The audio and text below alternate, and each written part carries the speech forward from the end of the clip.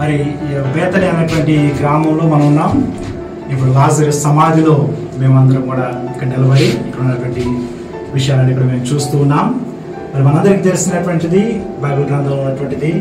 మరి లాజరు కాయలా పడిన తర్వాత మరి ఆ మార్తలు ఆయనకి యేసుప్రభు వారికి కబురు పంపిస్తారు.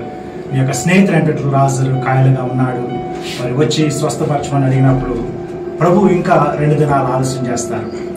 అయితే లాజరు చనిపోతాడు. చనిపోయిన తర్వాత మరి 4 దినాలకి యేసుప్రభు వారు ఇక్కడికి వస్తారు.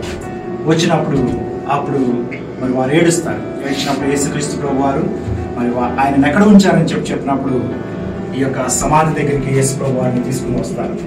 వచ్చినప్పుడు మనందరికీ తెలుసు యేసుక్రీస్తు ప్రభు వారు మరి వారితో కలిసి కన్నీరు కార్చిన తర్వాత ఆయన బిగ్గరగా పిలుస్తారు. నిజంగా ఇప్పుడు మేము పైనుంచి దిగుతుంటే మరి ఎన్నో మెట్లు దాటి దిగి మేము కిందకి రావాల్సినటువంటి పరిస్థితి. మరి ఎందుకు ఆయన బిగ్గరగా కేక వేశారంటే లాజరుకు ఆ కేక వినపడాలి కనుక బిగ్గరగా లాజరు బయటికి రమ్మని చెప్పినప్పుడు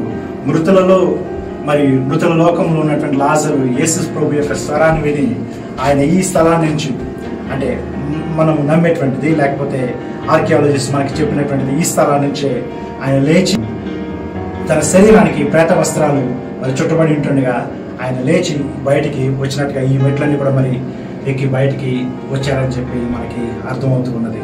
అయితే మరి మనకి తెలిసినటువంటి ఆర్కియాలజికల్గా మరి కొన్ని చరిత్రాత్మకమైనటువంటి విషయాలు మనం చూస్తే ఈ ప్రదేశం అంతా కూడా ఒకప్పుడు మరి సెమెట్రీ అంటే సమాధులు ఉన్నటువంటి తోట. ఇప్పుడైతే మరి ఇల్లు అవన్నీ వచ్చేసినాయి. ఇది మాత్రం ఈ సమాధిని మాత్రం దానికి ఉన్న విశిష్టతను బట్టి దాచిపెట్టారు. కనుక మరి కొంతమంది దైవజనులు ఏమన్నారంటే యేసుక్రీస్తు ప్రభు వారు లేచిరా అనల్లా, లాజరు బయటికి రా అన్నాడు. ఒకవేళ కనుక ఆయన బయటికి రా అని అంటే సమాధిలో ఉన్న వాళ్ళంతా కూడా లేచి బయటకు వచ్చేవాళ్ళంట.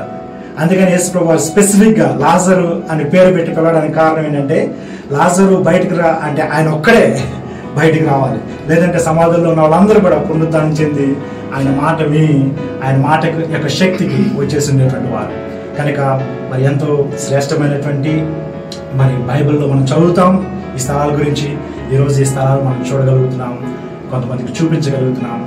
కనుక ఒకవేళ మీరు మాతో కలిసి మరి ఇలాంటి స్థలాలు ఈ హోలీ ల్యాండ్ని తిరగాలని, ఈ హోలీ ల్యాండ్లో ఉన్నటువంటి బైబిల్ స్థలాలను చూడాలని ఇష్టపడితే మీరు మమ్మల్ని కాంటాక్ట్ చేయండి. తప్పనిసరిగా మేము ఏర్పాట్లు మీకు చేస్తాం. దేవుడు మిమ్మల్ని అందరినీ దీవించును గాక. ఆమేన్.